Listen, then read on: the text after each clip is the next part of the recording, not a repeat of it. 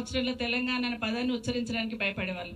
అలాంటిది ఆ సమయంలో ఉద్యమాన్ని మొదలుపెట్టి తెలంగాణ రాష్ట్రాన్ని సాధించిన గౌరవ కేసీఆర్ గారికి ముందు తెలంగాణ రాష్ట్ర ఆవిర్భావ దినోత్సవ శుభాకాంక్షలు తెలియజేసుకుంటున్నాను.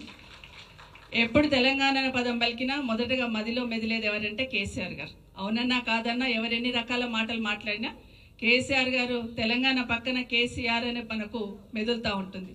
ఆ రకంగా ఉద్యమాన్ని నడిపించి ఈరోజు వేదిక మీద ఉన్న చాలామంది సోదరులు ఉద్యమకారులందరూ కూడా ఉన్నారు. అందరికీ కూడా ఆ రోజు ఉద్యమంలో పాల్గొన్న ప్రతి ఒక్కరికి ఆ రోజు పరోక్షంగా కూడా నేను ఉద్యమంలో పాల్గొన్నట్టు ఎప్పుడు చెప్తుంటే హరీష్ రావు గారితో. ఎందుకంటే ఆ రోజు ఉద్యమం నడుస్తున్న సందర్భంలో ప్రతిరోజు ఎక్కడ ఉద్యమం నడుస్తుంది, ఎక్కడ ఎవరు పోతున్నారు, హరీష్ రావు గారు ఎక్కడికి వెళ్తున్నారు, కేటీఆర్ గారు ఎక్కడికి వెళ్తున్నారు, ఎక్కడ ఉద్యమం నడుస్తుంది అనే యాంగిల్లో ప్రతి ఒక్కరిని మానిటరింగ్ చేసేదాన్ని నేను, ఎట్లా నడుస్తుందని. ఒక మూమెంట్లో ప్రవీణ్ గారు ఇక్కడే ఉన్నారు.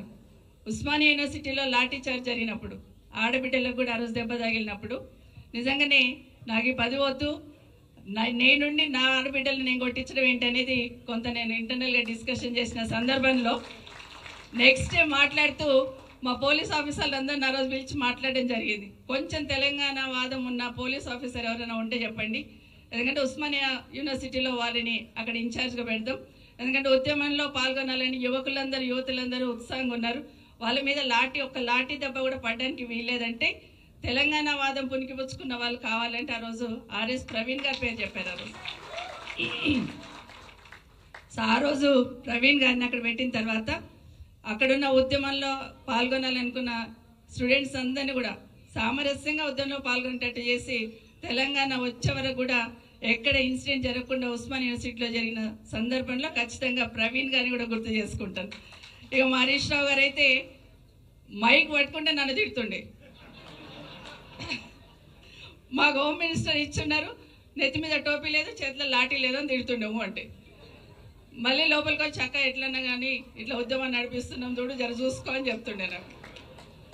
సో నిజంగా సంతోషం అనిపించేది. ఆ తిట్టులో కూడా నాకు ప్రేమ కనిపించేది. ఎందుకంటే నా తమ్ముళ్ళు నన్ను తిడుతున్నారు, నా వాళ్ళు నన్ను తిడుతున్నారు. ఖచ్చితంగా ఉద్యమంలో విజయం సాధించాలని ఆరాటం ఉండేది. ఒకరోజు రాత్రి 10 గంటలకు వచ్చారు, దండు నేసుకొని వచ్చాడు ఇంటికి. సరే వచ్చాడు కదా, లోపలికి వచ్చి కొంచెం కాఫీ తాగి డిన్నర్ టైంకి వచ్చిన భోజనం చేయి తమ్ముడు అంటేను, లేదక్క నా భోజనం తెచ్చుకున్న గేట్ కాడ కూర్చొని తింటా ఈరోజు నా నిరసన అన్నాడు. రాత్రి 10 గంటలకు మా ఇంటి ముందు గేట్ ముందు కూర్చొని తింటానంటాడు. తింటాను ఇక్కడే కానీ కొంచెం తొక్కుంటే పంపి, కారం ఉంటే పంపి తింటానన్నాడు. సో అట్లా ఉద్యమం నడుస్తున్నప్పుడు కూడా అనుబంధాలు ఒక్కొక్క సంఘటన గుర్తు చేసుకుంటే ప్రతి సంఘటనను కూడా ఉద్యమానికి అనుకూలంగా మర్చుకున్నారు కేసీఆర్ గారు. అది చాలా గొప్పతనం. 14F అని ఉండేది. 14F ఇంప్లిమెంట్ చేస్తే తెలంగాణ బిడ్డలకు అన్యాయం జరుగుతుందని దాని ఒక ఉద్యమం లాగా తీసుకున్నారు. ఆ రోజు తెలంగాణ ఉద్యమంలో పెద్ద ఎత్తున తీసుకొని యువతనంతా ఇన్వాల్వ్ చేసి 14F తీసేసేంత వరకు కూడా ఉద్యమాన్ని చేస్తున్నారు ఆ రోజు. అదే కాకుండా బతుకమ్మను బోనాలను కూడా ఉద్యమంలో భాగస్వామ్యం చేసి తెలంగాణ ఉద్యమాన్ని నడిపించారు కేసీఆర్ గారు. నిజంగా ఈరోజు ఆలోచిస్తూ ఉంటే ప్రాణం పోయినా పర్లేదు తెలంగాణ రావాలని ఏదైతే కేసీఆర్ గారు అనుకున్నారో ఆ రోజు నీమ్స్లో అందరూ చెప్తున్నారు, డాక్టర్స్ అందరు ఎవ్రీడే చూసే వాళ్ళం ఎట్లా ఉన్నారు ఏమున్నారు కేసీఆర్ గారు అన్నప్పుడు చాలా కష్టంగా ఉంది, ఆరోగ్యం బాగాలేదు, లాస్ట్ ప్రాణం పోయినా పర్లేదు అంటున్నారు, మీరెవరైనా ప్రభుత్వం నుండి వచ్చి చెప్తే బాగుంటుంది అన్నప్పుడు నన్నే పంపించారు కేసీఆర్ గారి దగ్గరికి. నేను కేశవరావు గారు ఇంకా కొంతమంది వెళ్ళినట్టున్నాం. ఆ రోజు వెళ్ళినప్పుడు నిజంగానే కళ్ళల్లో ప్రాణాలు ఎప్పుడు పోతుందో అన్నట్టు అంత దీనంగా బెడ్ మీద చూసినప్పుడు బాధ అనిపించింది. అన్న మీరు విరమించండి నిరాహార దీక్ష అంటే, ప్రాణం పోయినా పర్లేదు కానీ నేనైతే దీక్ష విరమించను, మీరు పైకి ఇన్ఫార్మ్ చేయండి, తెలంగాణ వస్తే చాలు, నాకు ఈ పార్టీ వద్దు, ఉద్యమం వద్దు, నాకు పేరు కూడా వద్దమ్మా, తెలంగాణ రాష్ట్రం వస్తే చాలన్నారు. కానీ ఆ రోజు పోస్ట్పోన్ చేసిన సందర్భంలో శ్రీకృష్ణ కమిటీ అని ఫామ్ చేశారు. శ్రీకృష్ణ కమిటీ ఫామ్ చేసిన తర్వాత అస్సలు కేసీఆర్ గారు ఉద్యమాన్ని నడిపించారు. అందరిని ఇన్వాల్వ్ చేశారు, అన్ని పార్టీలను ఇన్వాల్వ్ చేశారు, అన్ని సంఘాలను ఇన్వాల్వ్ చేశారు, అన్ని కులాలను ఇన్వాల్వ్ చేసి సకల జనులను అందరిని ఇన్వాల్వ్ చేసి తెలంగాణ రాష్ట్రాన్ని సాధించే దిశగా పోయిన సందర్భంలో చాలా మంది అమరులై ఉన్నారు. వాళ్ళందరి త్యాగం కూడా ఎప్పటికీ మర్చిపోము, ప్రతిసారి వాళ్ళని గుర్తు చేసుకుంటుంటాం. సో సకల జనుల సమ్మెను ఒకసారి చేసి సాగర హారం అని చేసినప్పుడు నిజంగా ఆ రోజున్న ముఖ్యమంత్రి గారు సాగర హారం పర్మిషన్ ఇద్దాం అనుకున్నప్పుడు చుక్క రామయ్య గారు కానీ, నాగేశ్వరరావు ఎమ్మెల్సీ గారు కానీ చాలా మంది సోదరులు మాట్లాడినప్పుడు పర్మిషన్ ఇవ్వడానికి వీల్లేదన్నప్పుడు తెలంగాణ వాదిగా నేను కొంచెం అడిగాను, పర్మిషన్ ఇవ్వండి అన్నా ఏం పర్వాలేదు స్మూత్గా చేసుకుంటారు అన్నప్పుడు ఎక్కడ చిన్న గొడవైనా నువ్వు రాజీనామా చేయాలమ్మా అన్నారు ఆ రోజు ముఖ్యమంత్రి గారు.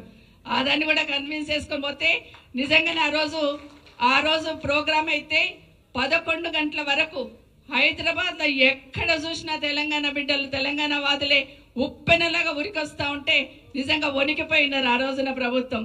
ఆ రోజు ఇవన్నీ కూడా ఒకటి ఒకటి గుర్తు చేసుకున్న సందర్భంలో తెలంగాణ రాష్ట్రాన్ని సాధించిన రోజు చాలా సంతోషపడ్డాను. నిజంగానే చాలా గొప్పగా ఆ ఫీల్ అనేది ఎక్స్ప్రెస్ చేయలేకపోతాం. అదే కాకుండా మొదటిసారి తెలంగాణ రాష్ట్రంలో అసెంబ్లీ స్టార్ట్ అయినప్పుడు నేను బాధపడ్డాను, ఎందుకంటే నేను అందులో నేను భాగస్వామ్యం కాలేకపోయానని. నిజంగానే తెలంగాణ రాష్ట్రంలో అసెంబ్లీలో మళ్ళీ నేను అడుగు పెడతాననే లెవెల్లో అనుకున్న సందర్భంలో నా నియోజకవర్గ ప్రజలు నన్ను అక్కడ పంపించారు. నిజంగా వాళ్ళందరికీ ధన్యవాదాలు తెలియజేసుకుంటూ ఖచ్చితంగా తెలంగాణ వచ్చిన తర్వాత కేసీఆర్ గారు ఆరోటం చూశాను. ఒక 2 విషయాలే చెప్తాను. ఒకటి, కాళేశ్వరం లాంటి ప్రాజెక్ట్ కట్టున్నారు కేసీఆర్ గారు. ఈరోజు దాన్ని ఎట్లాగూ విఫల ప్రాజెక్ట్ అని చేసే ప్రయత్నం చేస్తూ ఉన్నారు.